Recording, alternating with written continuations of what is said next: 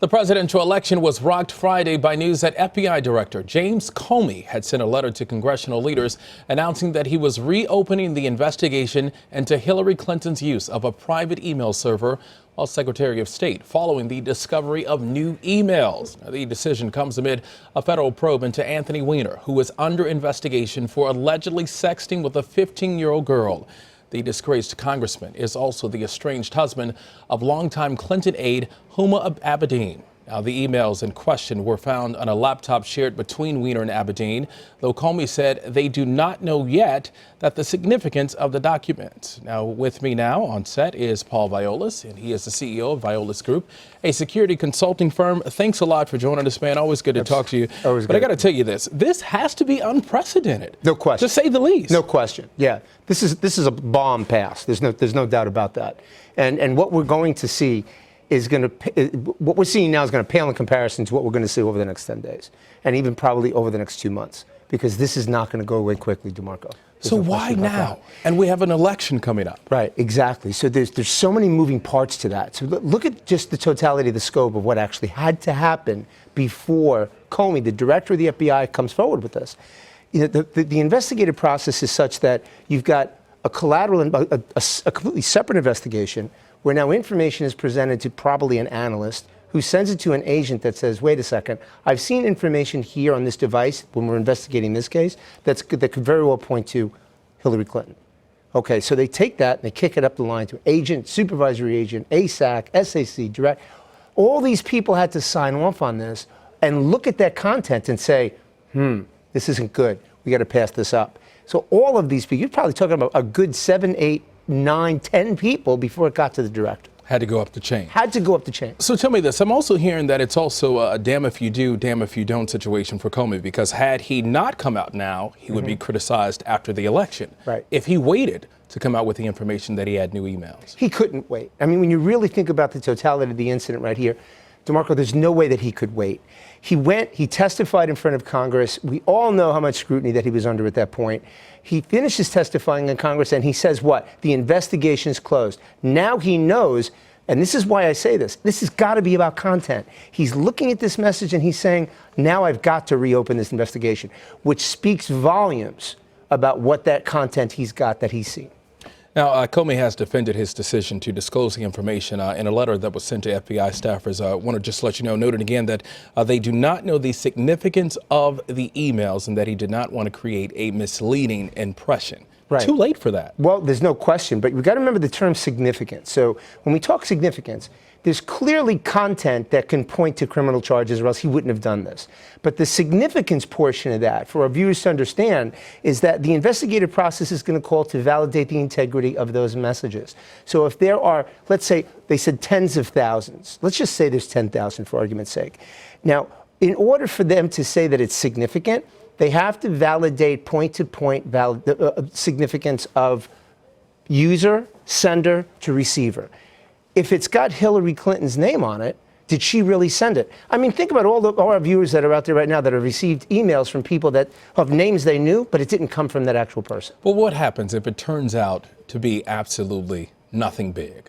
He still had not enough information to bring criminal charges against Clinton, right, who clearly, in many of the polls that we've shown, has a problem with voters when it comes to being trusted, right, and being viewed as dishonest. What happens if these emails turn out to be absolutely nothing and there are no criminal charges? You know, at the end of the day, it has an impact on the election. What can't hold back? I mean, again, it's damned if you don't. But if he didn't disclose information that he had, which again comes down to the fact that what he saw, DeMarco, what's in these messages, that content has to be so compelling to make him do this. Because let's face it, if he's diving into the deep end of the pool, you don't get this thing right, this could be professional suicide.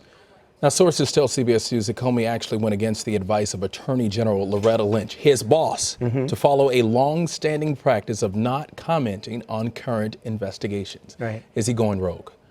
No.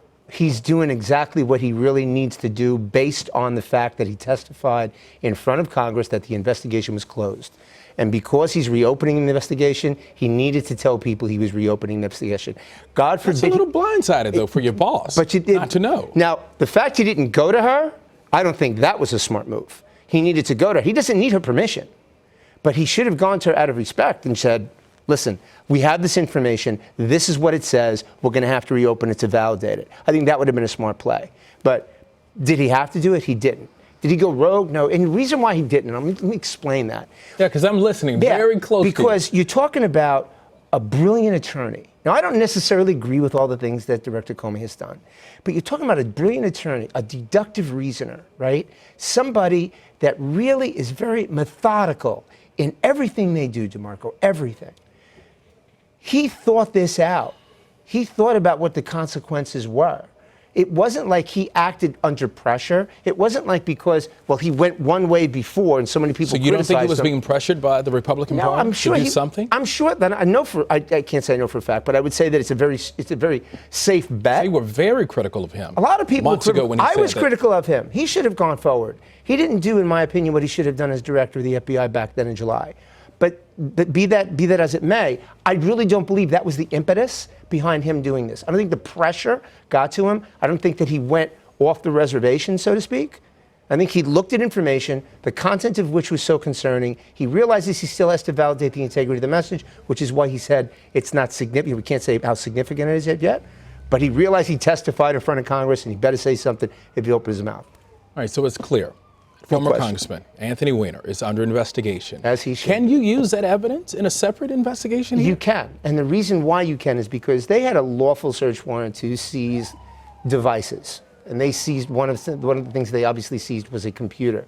And in looking at that computer, if looking at that evidence lawfully, which they did, uncovered other potential criminal evidence towards other cases, they can certainly use that to either reopen a case or open a new case. So what are the steps that they're going to have to go through? Right to now? File criminal charges, Okay, yes. right, so perfect. So, or to find wrongdoing. Right, so right now they're going to take a look at the emails. And then they have to validate, as I said, the integrity point to point to make sure that they actually came from Hillary Clinton's email server, which they'll be able to do. But there's not an automated process where you just put 10,000 emails into a system and it kind of kicks it out. You have to look at that email, you have to go back to the original email. And then from that original email, you have to trace the IP address to the point of origin.